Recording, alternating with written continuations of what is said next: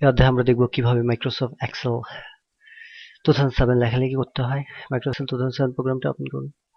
আমরা আগে বলেছি এখানে হলো A column, B column, C column, আর এগুলো হলো রো। আমরা সাধারণত সেলের ভিতরে লিখে থাকি। প্রত্যেকটা সেল এক একটা সেল থেকে আলাদা, অর্থাৎ প্রত্যেকটি সেল থেকে কিন্তু আলাদা আলাদা ঘর। আপনি যে সেলে লিখতে চান সে সেলে ক্লিক করুন এবং টাইপ করা শুরু করুন। লেখার ক্ষেত্রে এখানে দেখতে পাচ্ছেন আমরা এই সেলে অর্থাৎ A1 সেলে লিখেছি, কিন্তু সেই লেখাটা কিন্তু B1 সেলেও চলে গেছে। আসলে কিন্তু আমরা B1 সেলে কিন্তু লেখা হয়নি। আমরা যদি পরবর্তীতে দেখব কিভাবে সেল বড় করতে হয়, তো দেখতে পাচ্ছেন আমাদের কিন্তু লেখাটা A সেলে রয়েছে। আমরা এখন B1 সেলে লিখব।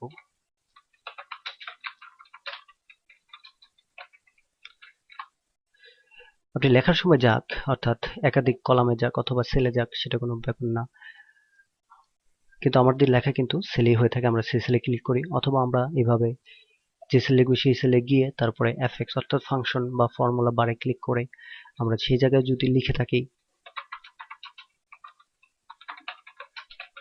তাহলে কিন্তু আমাদের সেলের ভিতরে লেখা হবে। পরে আমরা এন্টার দিলেই সে লেখাটি সেট হয়ে যাবে। এভাবে কিন্তু আমরা লিখতে পারি। আর যদি আমাদেরকে লেখাটিকে এডিট করতে হয়, অর্থাৎ কোনো সেলের ভিতরে লেখা এডিট করতে হয়, তাহলে সেই সেলের উপরে যদি আমরা মাউসটির লেফট বাটন দ্বারা সিলেক্ট করে লেখা শুরু করি, তাহলে কিন্তু আমাদের আগের লেখাটি মুছে যাবে। দেখতে পাচ্ছেন এখানে আগের লেখাটি মুছে। এই অবস্থায় যদি আপনার এই ভুলটি হয়ে যায়, তাহলে আপনি কিবোর্ডের ESC এস্কেপ বাটনটি চেপে আগের লেখাতে ফিরে আসতে পারেন।